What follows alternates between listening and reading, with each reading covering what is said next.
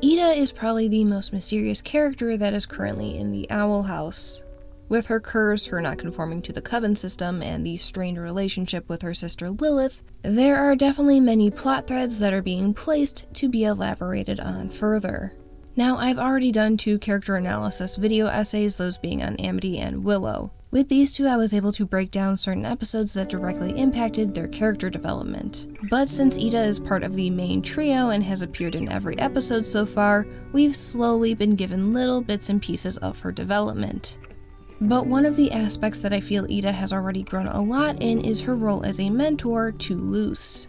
For as chaotic and self-centered as she can be at times, underneath is someone who has a soft spot and genuinely cares about others. Now for this video, I will be taking a look at Ida's past all the way from her childhood to the Ida that we know today and analyzing her development over time. We've only seen but a glimpse of Ida's childhood, most of which came from Something Ventured, Someone Framed.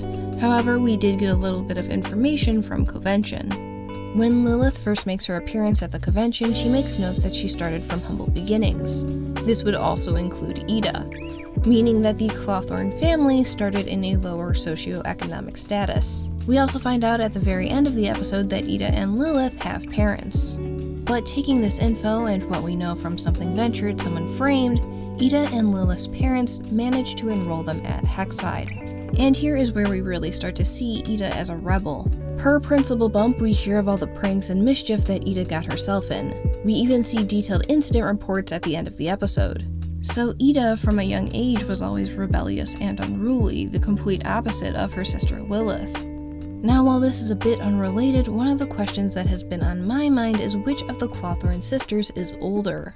When looking at the following incident report, it states that Ida raised an army of abominations to start a food fight in the cafeteria after her sister Lilith's lunch money was stolen. And this to me seems like something an older sibling would do when looking out for their younger sibling. But what this also tells us is that Ida, despite her unruliness and polar opposite personality to Lilith, still cares for her at the end of the day. And while the 2 definitely seem to have a strained relationship, they both still seem to have a soft spot for each other as shown in Convention. During their fight, Ida didn't try to get a finishing blow, rather just restrain Lilith. And when Lilith does attempt to go for a finishing blow, she stops and genuinely seems concerned when Ida mentions the curse. At the end of Convention, Lilith even remarks that Ida can make it hard to want to help her, showing that there is genuine care there.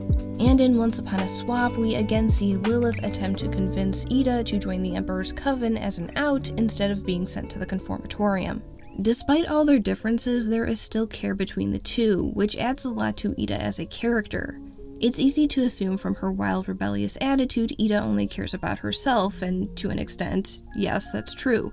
But the care she has for her sister does show that she has a soft spot, and this is something that I will elaborate on further with the introduction of Luce.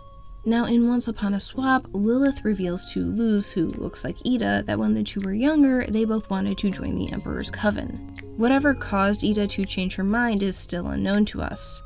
Whether she just disagreed with the Coven system or her curse somehow played into it, she believes the system is crooked.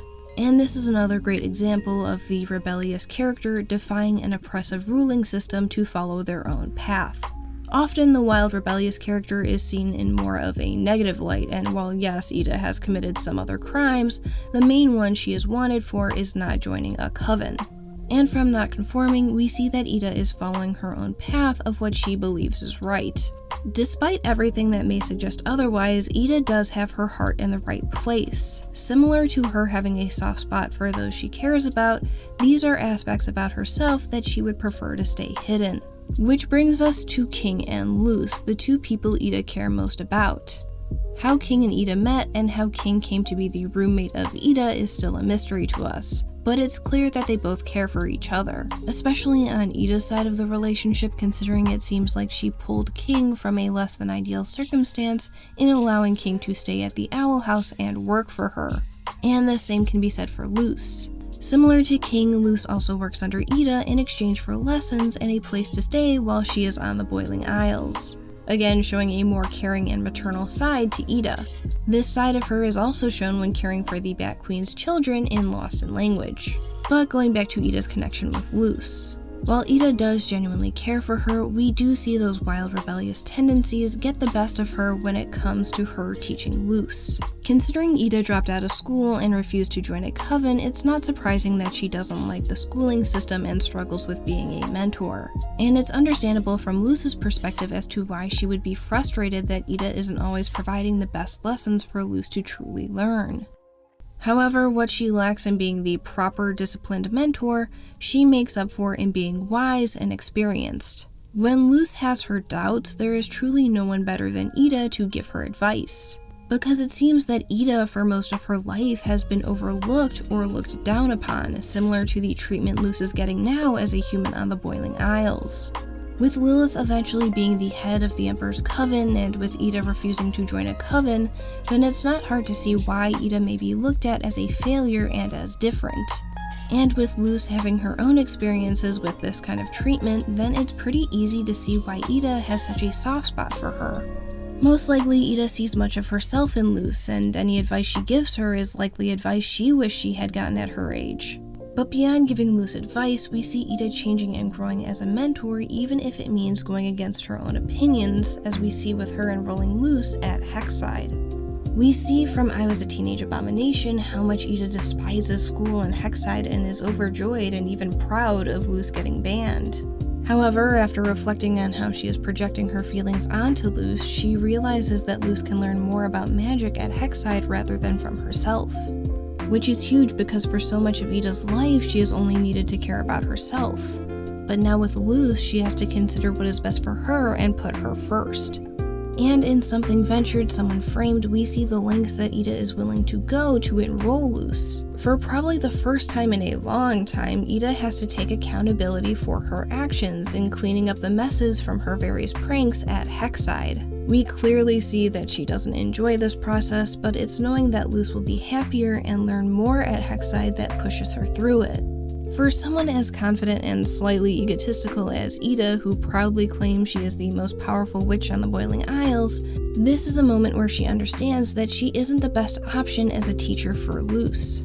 Which is a huge step for Ida because this is showing us that she has some humility and can acknowledge that she has her own weaknesses and needs to grow as both a person and a mentor to Luz. But even though Ida enrolls Luz, she believes that she won't follow the traditional coven system. This shows us that Ida trusts Luz and still believes that the system is crooked, but acknowledges the opportunities that Luz will have at Hexside. With Luz set to attend school now, most of her learning experience will likely take place there.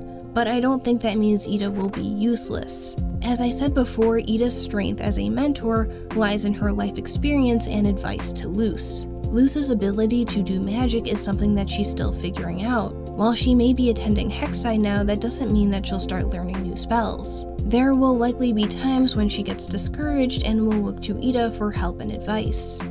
There will most likely be a balance going forward of Luz learning from the classes at Hexside and then refining and tweaking what she's learned with Ida. And this will also include Ida giving Luz advice. In just 10 episodes, and yes, I know Adventures in the Elements is out, however I'm waiting to cover it until it actually airs in the US, but in just 10 episodes we've already seen a change in Ida.